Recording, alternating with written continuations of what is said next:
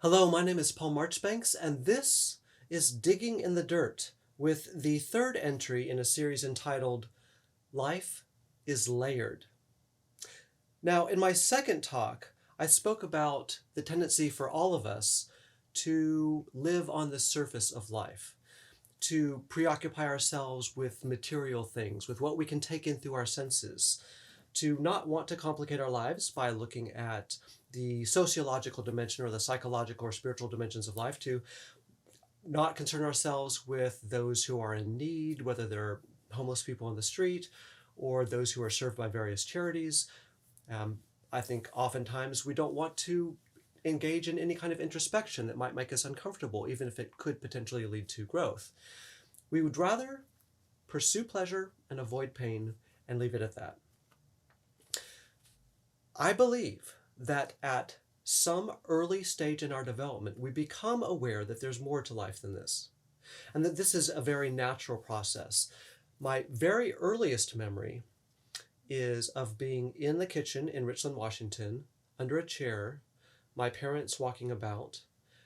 I was aware that they were larger, faster, could cover more territory with a single stride than I, and there was also this sense of security. There was no sense of a power dynamic, no oppression of which I was aware, no real differentiation, maybe some differentiation in the sense of identity, but not really a sense of contention, no teams playing themselves out. Of course, very soon after this, I went to preschool and then kindergarten and grade school, and learned pretty quickly that I was different from others, right? In some ways, perhaps maybe a little bit better when it came to playground play. I could run pretty quickly, and this lasted for a few years until I was diagnosed with bronchial asthma because I was having difficulty breathing, and that slowed me down quite a bit. So I didn't have that edge when it came to playground play that I had once had. I could play the piano a little bit, but I was not the expert that some others were. When it came to physical education, to PE, and we were supposed to do a pull-up or two on the bar or a chin-up, I could do neither. I just kind of hang there from the bar. So I felt my deficiency when it came to strength and athleticism at a pretty early age.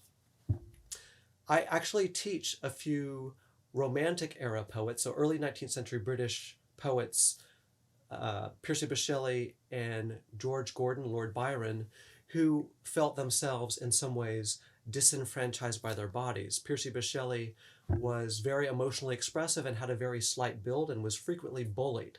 And a number of his biographers have suggested that this sense of the injustice of things led him to become an advocate for those who had been disenfranchised in other ways when he became a member of the House of Parliament. So in addition to writing politically charged poetry, he also, as a member of Parliament, advocated for Catholic emancipation. So the Irish had been arguably oppressed by the British for centuries. The penal laws and the Act of Union in 1801 did not help things.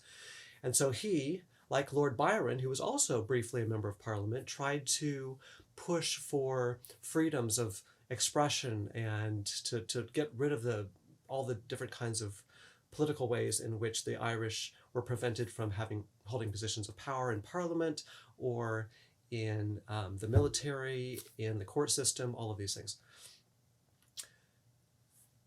Byron was also attuned to injustice, arguably because he was disabled. So he had what we would have called a clubbed foot from a young age. And this led to an obvious limp when he walked. So he would often, he's a very attractive guy, he would often show up at parties and just plant himself next to the fireplace and just kind of lean against it and not move to cover over that difference. He also became an expert boxer and swimmer and fencer in hopes of compensating for this perceived deficiency. And I can identify with that desire to make up for a perceived difference by excelling in something else. We all want the same access as other people to influence, to power, to pleasure, and we are aware that these things never happen. Equality has always been an elusive chimera. All you have to do is put two people together in a room And you're going to find that if you leave them there long enough and there are tasks to complete, that they have to differentiate themselves according to their responsibilities.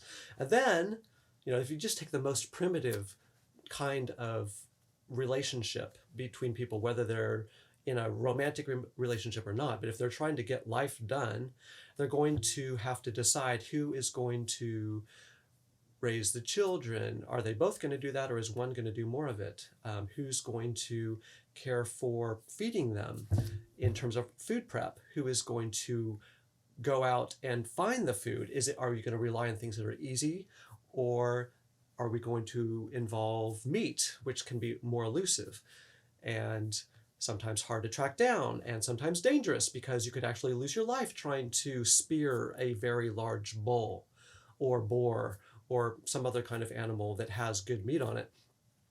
And then because of that danger, do we assign more value to that task? Because the person could have lost their life, do we decide, oh, they get the choice piece of meat when dinner is prepared? Oh, they should have perhaps the more finely woven clothing, or perhaps, if we start moving into larger communities, have a chain around their neck or a unique headdress to signify a leadership position, because they've proven that they are willing to take risks. They're willing to put themselves on the front lines in defending themselves or defending the community against enemies. So differentiation is inevitable. And with that differentiation, different value are accorded to different people serving different roles.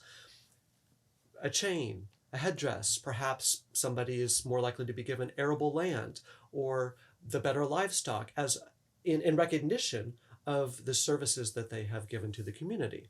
And so now we have symbols on top of embodied differences, which are complicating things further. And then there's the fact that we don't really want to be all on the same playing field. Deep down, there is this desire for an other against which we can measure ourselves. And if there's not something obvious like strength, beauty, intelligence, skill in a particular area, then we can make up stuff like skin color or stature or cultural background to use as a point of contention, something that is like the thin edge of the wedge which divides us further and further apart. We don't really want equality in many ways. And for the longest time, arguably, we actually were okay with that, or more okay than we are the last 200 years. If you look at the kinds of stories that people told, there was often an implied, implicit, and assumed hierarchy, not just in the feudal system where you have the serfs and the knights and so on, but throughout history, we have those in power and those without power. And this is not really questioned, right? In the deuterocanonical book Sirach, the author writes, "Let us now praise famous men and our fathers that begat us." There's this recognition that if you have a certain measure of notoriety, if you are well known, then that is because you deserve to be well known, that you are somehow different, better than others. And Thomas Carlyle, we're moving well into the 19th century, so about half a century after the French Revolution, which really is going to change things. But even he is saying in his book on heroes, quote, "Hero worship is the deepest root of all, the taproot, from which in a great degree all the rest were nourished and grown. Worship of a hero is transcendent admiration of a great man. I say, great men are still admirable. I say, there is at bottom nothing else admirable. No nobler feeling than this of admiration for one higher than himself dwells in the breast of men." Carlyle is not questioning a hierarchy, right? And our stories for centuries reflected that. However, one could argue that with the advent of the French Revolution in 1889, been extended for about 10 years, that there becomes a different kind of story. Now we are not okay with this kind of disequilibrium in terms of socioeconomic status and in terms of access to education. There is, with the growth of the field of psychology and sociology throughout the 19th century, that's post-Enlightenment optimism about creating a better world for more people, this belief that we can actually rectify injustice, that we might actually be able to change things and level things out a little bit more. We see this in the kinds of stories that we're telling. So even in genres that harken back to old types of storytelling, like Gothic romances like Jane Eyre, where we have some really weird things going on, some supernatural things here and there, and some dark, large, cavernous estates, and a mentally ill wife hidden in the attic, and also really wild stuff. We still have this new interest in equality, which threads itself through the novel. Jane Eyre is an orphan. She is mistreated by her relatives. When she goes to Lowood School, she is also not treated in an equitable way. And so we sympathize with that. We want her to have more. Todd Browning's Freaks from 1932, which takes some workers in a carnival, carnies is what they would have called themselves, people with various disabilities, and puts them in a horror film. And we are confused. Are we supposed to sympathize with these people because of their difference, or are we supposed to celebrate them because they're performing their difference and earning a wage for themselves? Are we supposed to be horrified by the fact that they become criminals at the end of the film and actually maul someone? It's confusing because of our interest in equality. And I was a huge fan of the X-Men comics growing up in the 70s and 80s, and particularly the 80s and 90s, actually.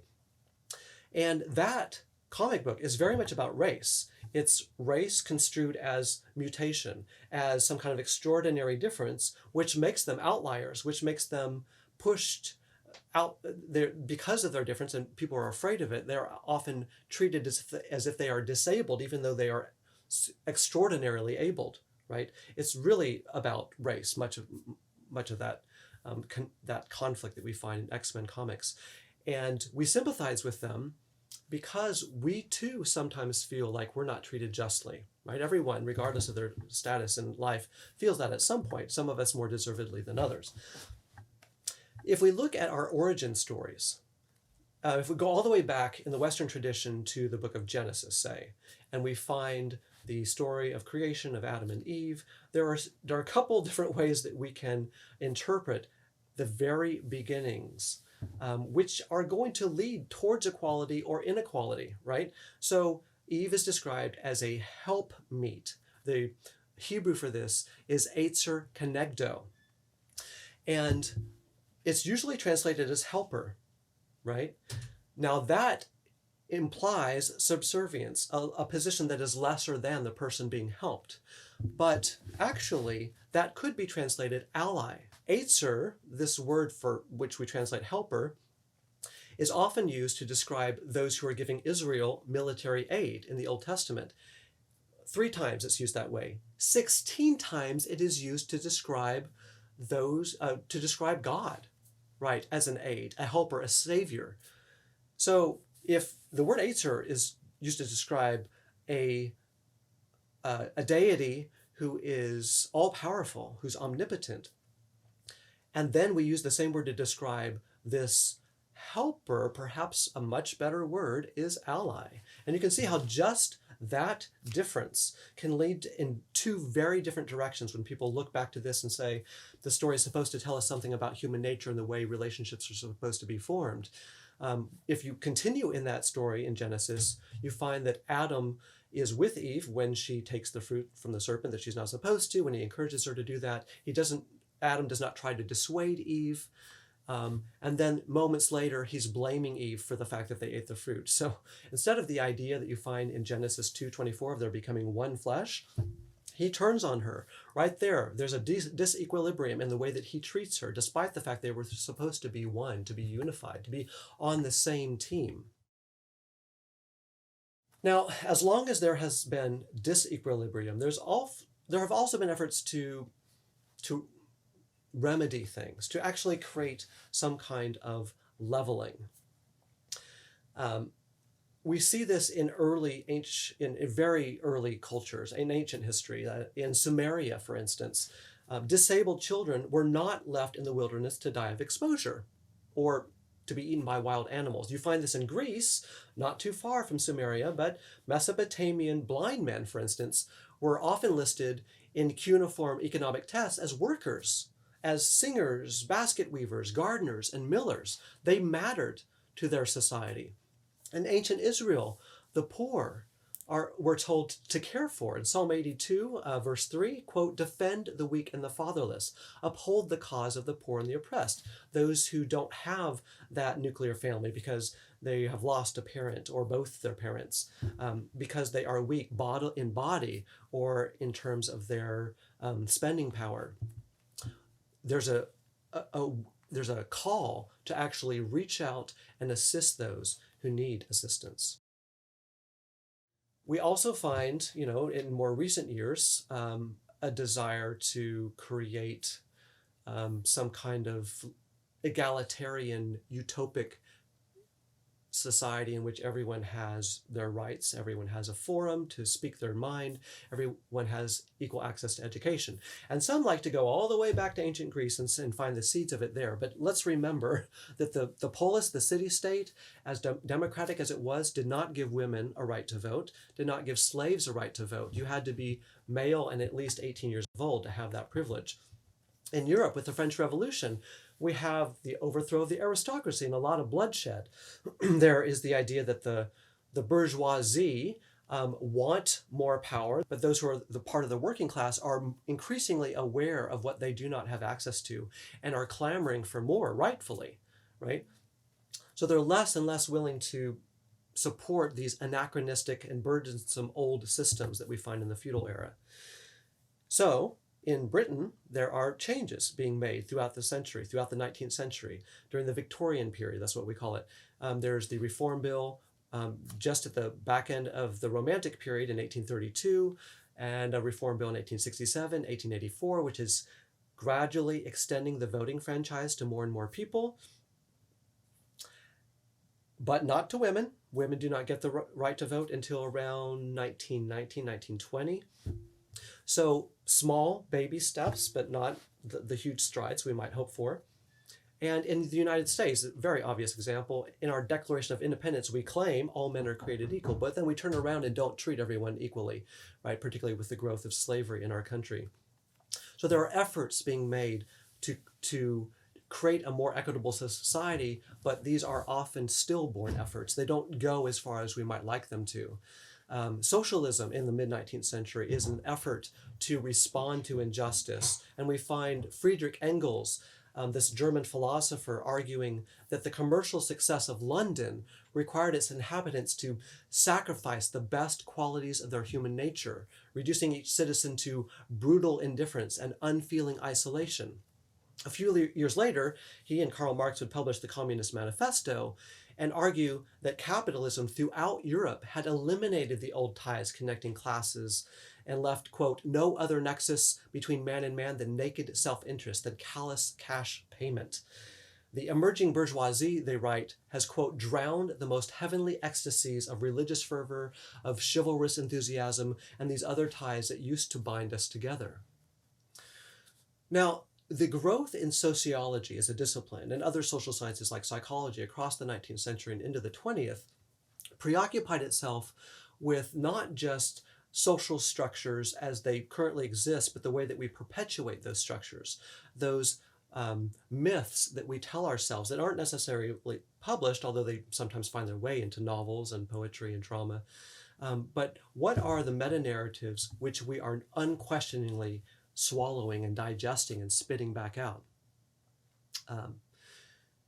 Roland Barthes, a mid-20th century literary critic and philosopher and semiotician, published a book called Mythologies in 1957. And what he does in this book is he looks at the kinds of myths that we are not interrogating the way that we should. He says that these are perpetuated by the bourgeoisie, the capitalist class. And he combines this with the petite bourgeoisie, so the middle class, and suggests that they are conspiring together to create, to perpetuate a disequilibrium and perhaps to widen it further, to convince the proletariats, that's the working class, that class inequality is natural, and that the history of things in which we see different people groups being oppressed, it is not really a problem. This is going to continue. It's inevitable, right? That these myths convince us of this. He says that these myths immobilize the world. They prevent change and fix for once and for all the hierarchy of possessions. He points to a number of rather shocking examples pretty persuasively. He looks at the kinds of toys that we give to kids. He looks at the French men and women, his peers, because he's a Frenchman, and he says, instead of giving our kids wooden blocks, we are handing them prepackaged, prefabricated plastic toys, which are actually training them to want to be a fire person, to be a bureaucrat, to step into the law system by being a judge, to being a member of the military, and not giving the kids the opportunity to question these things before they even have the reflective powers to question the social systems that they're going to have to navigate as an adult. They are being trained to just accept these things by the kinds of toys that they play with. He looks at Elle magazine and finds something similarly pernicious there. So Elle magazine still exists. Elle meaning she. This is originally came out of France. And he says that the proletariat, the working class, looks at the beautiful glazed cakes and desserts and thinks, that's good, that's normal, I should want that. And yet the working class person doesn't usually have the funds to purchase such things. It also is filled with pictures of middle class women who are going about their domestic tasks and stepping out into the world and doing this and that. So there's this sense of freedom which is being conveyed by the magazine. But he argues that actually that is attached to this idea of their being domesticated, of women always being married and always having multiple kids, right? That is paired with the idea of freedom. And so it's not really, in his mind, freedom. It's more of a prison. Another thing he points to is the way that French people like to tour Europe using the Hatchet World Guides, what they called Guide Bleu. And this guidebook is filled with pictures and descriptions of beautiful natural scenes in other countries, in Germany or Spain, a torrent here, a waterfall there, a crevice, a huge mountain, these things that everybody who's touring should look at. But this narrative ignores some really important truths in his mind, like inequality. So he mentions Spain specifically, which is under the dictatorship of Franco when he writes this book. He says that kind of inequality that's created under this dictator, where he has the backing of the Catholic Church, a very powerful entity, and the disenfranchisement of lots of radical folk and communists and so on, that's not spoken of in this guidebook. It just gives you the impression that everything's hunky-dory, right, across Europe. Another example of this is that great photo exhibition called The Great Family of Man, or The Family of Man, that came out in 1855, in which people of different colors and different cultures are pictured, and the through line, the thesis of this exhibition is, despite our differences, we're all the same because we all give birth in the same way. We all love our children. Beautiful ideas, true ideas. But he says it leaves out poverty. It leaves out the circumstances under which some people are delivering their children, where they don't have adequate resources to care for them. He looks at the striptease and argues that there, as we take more and more layers off a woman on a stage, we're not getting to the real woman. This, even though people talk about the more flesh you see, the more real she is taking off her clothes and posing in certain expected ways. There's a choreography to it. This is not there's no reality to this. This is a performance, a spectacle. So he draws attention to the fallacy of thinking that is true or good. And so it goes. And I think so many of us can identify with these problems. We are convinced that inequality when it comes to gender, to sexuality, to race, to ethnicity, to culture, to class, these things are problems, and we want to do what we can to remedy them. However, arguably, there's more to life than that. Sociology and many movements to bring about greater justice don't always focus on what's going on inside people. What you say matters more than why you say it.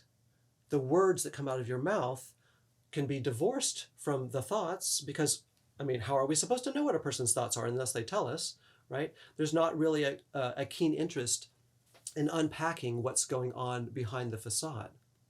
There's a preoccupation with not why you did something, but what you did, right? So there's a very performative element to it. Some might argue that it's artificial in certain respects.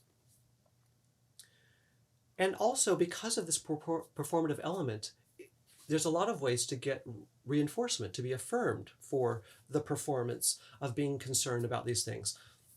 Some people, if you were to psychoanalyze them, you might find that they're doing it because they're of personal grievances, that they're doing it because they want the acclaim of others, whether it's in the public forum, like an opinion article, or whether it's the sense of camaraderie that comes with joining a movement, joining a march, these things.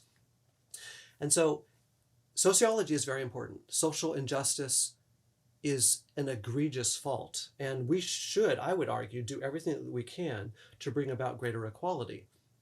At the same time, there's more. There are other layers behind the veil that are going to concern what's going on in here, which we'll talk about next time.